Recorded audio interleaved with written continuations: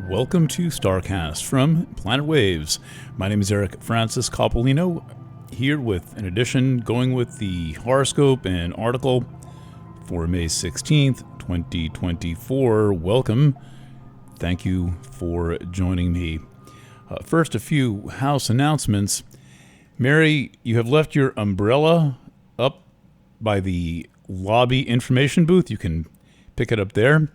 Also, Planet Waves has a new website, and that is called Astrology Boutique. That is to say, astrology.boutique. Yes, the word boutique is a top-level domain like .com. I don't know how good it works, but we have it, and I thought that would be an interesting name for a place to put all of my numerous reading products and also personal consulting and other astrology products such as chart sets and chart key readings and all that stuff in one place, astrology.boutique. The site is still in beta mode, but fully functional. The beta part is I'm just going to be doing a little bit of editing of the descriptions and making sure that everything is just exactly perfect. But I think that the site is a great start, organized personally by Elijah Tuttle, the Planet Waves technical master, who seems to actually have a grip on things. I tell you, it feels good. It is leaving me free to actually do a little journalism here and there. And I am about to head out to one of the SUNY campuses I've been covering for graduation ceremony tomorrow. And then I'll be back in the Mid-Hudson Valley on Saturday for graduation ceremony at SUNY New Paltz. Personally, I have no idea what these students have planned, but I'm going to be there. One last house announcement. Well, actually a couple. The Gemini Astrology studio called Forward in All Directions is available for pre-sale. That is listed with your horoscope, and then we'll be doing some separate mailings for that.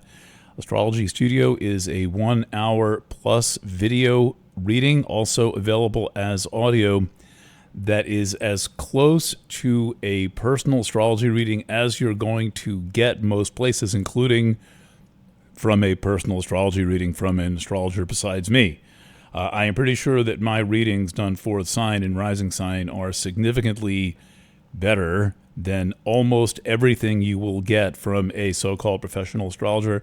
I'm not a particularly competitive person, but I do feel that it is worth saying that. Plus, these readings are affordable. Private consulting is always in the hundreds, usually around $300. These readings are $33. You can't go wrong. If you really don't like it, we'll refund you. Also, we are introducing the mid-year reading for all 12 signs. This will also be available in 2 and 3 sign packages.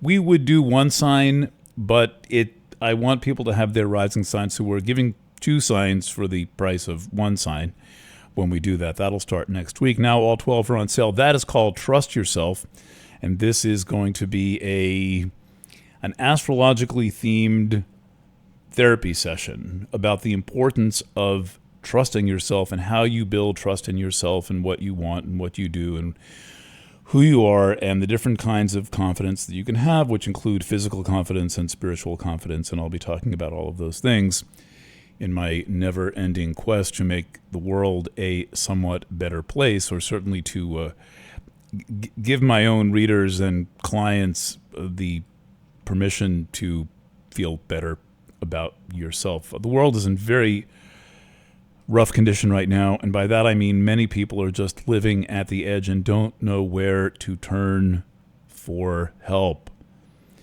And in the time that I have on Earth, my intention is to be a source of that help. Anyone can show up at Planet Waves 24 hours a day. You can go to Planet Waves FM, and there are hundreds of programs you could listen for years to my calming, soothing voice and spiritually centered approach to almost everything. All right. So check that out. They'll be coming in the mail, and I'll be doing an email. I'll be doing some promo videos for that as well, just to key you into the approach. I've got to write a little opening music for it. That'll probably happen in the next day or so. Well, but I get back. Okay, so today's Thursday, and I have another article that is themed on the campus theme, but not really about the campuses. What I'm saying is that it is, in my view, a very positive thing that young people are coming to life. We have gone through many dark years between the 1980s and the 2020s when the campuses have largely been silent. There was some activity in the early 1990s, but not much, mainly centered in the city University of New York, CUNY. I was there for that, but that was really a short-lived and local thing in New York City. And now we have seen this spring this rare event of 21st century people born basically 2002, 3, 4, and so forth, speaking up, speaking out against war. So that's the theme of the article, and I developed that into, well, the article is called The Second Awakening, and I talk about the two kinds of awakenings that we generally have. Now, I know there's all kinds of theories of awakenings, and there's a guru born every minute, and what I'm saying is that the first awakening is to discernment, and the second awakening is to trust. Read all about it. If you're listening to this podcast off-site, that is to say, not on Substack, not on Planet Waves, you can find this article at planetwaves.eu, as in European Union, planetwaves.eu. I am planning to leave it without a paywall so that anyone can read it. The Second Awakening. Also, I've got a weekly horoscope that is focused on the current aspect, and I'll finally get to a little bit of astrology here at 7 minutes into the program. Fortunately, there's no executive producer breathing down my back. But the chart for the moment, chart for this week, chart for our little micro era in history is Mercury's in Taurus, Mercury is square Pluto. That's deep. Mercury square Pluto in the fixed signs. Looks like a little leverage to change one's mind. Now, we're talking Mercury in Taurus. Let beauty be influential. Let the feminine side of your mind speak. I dare say that men are better than women at listening to the feminine side of their minds. Men are the ones, by the numbers, who seem to possess more awa energy, and the women are running around with clipboards or iPads, embodying sanuki or managerial energy.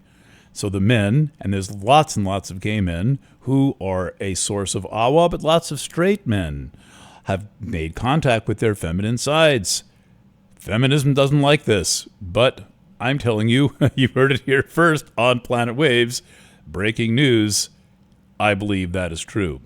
Also, the sun has been passing through some wild territory. A couple of days ago, made a conjunction to Uranus, although I said Uranus, Uranus in Taurus. That has that is a separating aspect, but not by much. And at this very moment, the sun is approaching an alignment to big, fat, happy Jupiter in late degree Taurus. Late degree Jupiter means Jupiter's changing signs. We will get to that, but before that happens, tonight, overnight, and Saturday, and a bit through the weekend, we have the benefit of a Sun-Jupiter conjunction, a massive magnifier if there ever was one, and this is a magnifier of wealth and of comfort, but also in Taurus of the values that you hold dear. And it is up to us to live our values, to stay in contact with what we believe or feel to be true are our original instructions. Astrology, by the way, contains a version of your original instructions. It's worth knowing something about your chart. Mostly in these readings, I am giving transit reports. They also speak.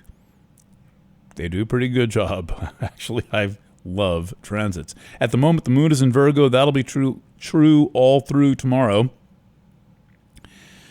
and into Saturday at some point, depending on your time zone. So that let me click out of this current chart, the one that's moving, and then take you to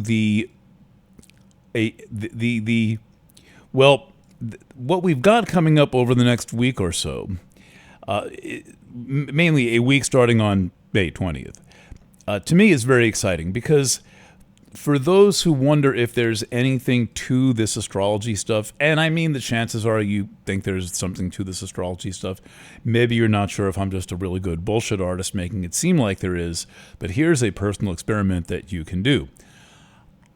On the 20th, I don't know, I'm date compromised, whatever day of the week the 20th is, the sun goes into Gemini. On the 23rd, Venus goes into Gemini. On the 25th, Jupiter goes into Gemini. And then on the 3rd, Mercury goes into Gemini. And so today is the 16th. And that means, let's say, 16, 17, 18, 19, 20. Well, we're looking really for the next 10 days. We got out to June, right? So these events are evenly spaced out, 3 days later, 2 days later, then there's a little break for a week. And then Mercury, which is still moving somewhat slowly after its retrograde, but coming up to full speed, they are all going to enter Gemini one after the next. So if you're wondering what Gemini energy is about, well, this is a good time to find out. And now you may think, well, I'm biasing you by saying that that's what's going to happen, but I will leave it to you to notice for yourself what this Gemini energy thing is about. In my experience, it is quite distinctive. Gemini is not Taurus. It is a whole different thing. Gemini is not Cancer. That is a whole different thing. It is not Leo. That is a whole different thing. Now we've got lots of planets, including the sun, and the biggest planet of them all, and one of the closest and coziest, Venus, entering Gemini. So whatever that's about, one thing I can say without biasing you too much is that there are multiples in Gemini. And this, Gemini is not always about groups. That's usually the purview of Aquarius, which is cooking right now also. When you start to put a lot of things in Gemini, it's like the shampoo commercial. They tell two friends and they tell two friends, a little bit of network marketing built right into the TV commercial. Well, the sun, that's quite a lot of Gemini, followed by Venus. And then in there, by the way, in the midst of this, there's going to be this really exciting Jupiter-Venus conjunction in the last degree of Taurus, ringing with, harmonizing with Neptune in the last degree of Pisces. They're all going to be exactly 60 degrees apart, all three rulers of Pisces. The modern ruler Neptune, the classical ruler Jupiter, and the traditional exalted planet Venus. All the rulers of Pisces are going to be harmonizing. This is saying things that would ordinarily be a slim chance might be right within reach, and you might have to be a little patient, or maybe you've been a little patient, and maybe you're feeling like, well, it's better to get what you want a little later than you wanted it than not getting it at all. But anyway, there's a lot available here, and it is all pretty juicy. Now that is not commenting on, so keep that in mind. The Taurus is about abundance. Now, keep in mind what is also going on in Aries, and then I will leave it there for this particular podcast. But let's see if we can dial up that. Now, what's going on in Aries is exciting, and in my opinion, I mean, I wouldn't really mention it if it wasn't. But that is to say that Mars is working its way across Aries. So let's get a new chart out in the now 5 years gone IO Sprite. IO Edition software went out of business in 2019. I have a collection of old Macintosh computers that I can run this software on. My hardware guy in Saugerties is always saving old Macs for me just to make sure that I've got several. Speaking of doubles, I tend to have things in pairs, or more for redundancy. That's how committed I am to getting information to you. Okay, so Mars in Aries, this is exciting. And Mars is going to cross the north node of the moon. I don't know, that happens in a couple of days. Then the next big thing, while all of this other stuff is going on, there's a lot to choose from right now. There is a lot of astrology to choose from right now. Is the conjunction of Mars and Chiron on May 29th. So this only happens every 2 years, but it is special, and I believe there is only one more left with Chiron in Aries. Let's just test that theory out. There's one on May 16th, 2026, besides the one coming up in a couple of days. And then in 2028, that's at the Chiron return of Chiron. More news about that. So May 29, 2024, and we're in that pocket now, is the Mars-Chiron conjunction in Aries. This is a big deal, especially if you're born with Chiron in Aries, 1968 through 1977.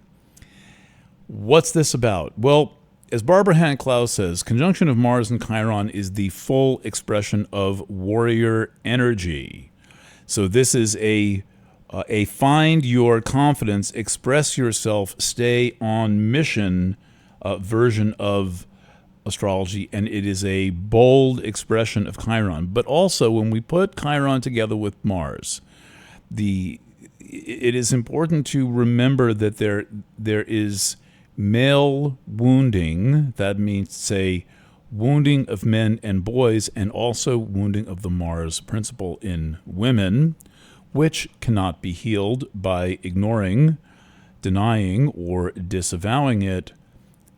And the male principle is calling for healing, speaking up, asking for attention, the whole concept of maleness. By the way, slandered on a moment-to-moment basis, as if you really could disparage such a thing as yang energy, as Sanuki energy. No, you can't really disparage it, but you can only stuff it underground, where it then turns into a kind of renegade, revolting type of thing. Okay, so now I've said a few times that Chiron and Eris are very close together. And they are going to form a conjunction next year. This is a big deal. This is very important. The entire 2025 annual edition of Planet Waves will be based on the conjunction of Chiron and Eris. Last happened around 1971. Check your calendar. There is now, so Chiron and Eris are very close together in late Aries. Mars will have made a conjunction to Chiron in the aforementioned date, and then Mars will make a conjunction to Eris. Now, this is an interesting chart. It is Mars conjunct Eris, and the moon is right there, and Chiron is right there, and the North Node is right there. So while we are currently getting maximum Taurus, and we're about to be getting maximum Gemini, we are simultaneously getting maximum Aries. What do these three signs have in common? Well, they are the beginning of the zodiac, and for good measure, we've got things going on in Aquarius in the name of Pluto, and Pisces in the name of Saturn and Neptune. And so there is this transition from the old to the new. It's a really cool setup to have Pluto kind of taking the lead, or the rear guard, in the very early degrees of Aquarius, followed by all this important activity in Pisces, followed by all this wild activity in Aries, and then developing in Taurus, and then just emerging into Gemini. Talk about it. That's what Gemini says. Get it out. By the way, while this Moon, Mars, Eris conjunction takes place in Aries, there's also a Sun, Venus conjunction in Gemini. We are in a big and very exciting time. Try new stuff. Try new ideas. Try a new approach and outlook to life. It is waiting for you. I'll continue to bring you astrology reports to help you stay tuned into that. Those come in the form of my horoscopes, which can be had for a minimal subscription fee. If you're listening, you're probably already a subscriber. Thank you very much. I still work my ass off on those horoscopes. I mean, I really do that job. I have not settled into, I'm not resting on my laurels or writing the same column over and over again every week. I am here to give you hot, fresh, and slightly cracked. All right, thank you for listening. Thank you for being a Planet Waves customer, listener, subscriber, forwarder, referrer, fan, faux, whatever you happen to be. I'm now about to jump into my car that is full of cameras and recording gear and take the Pacifica radio show on the road. We'll probably do Planet Waves FM tomorrow night. Might hold till Sunday, but probably on Friday. Thank you for listening, and stay in touch.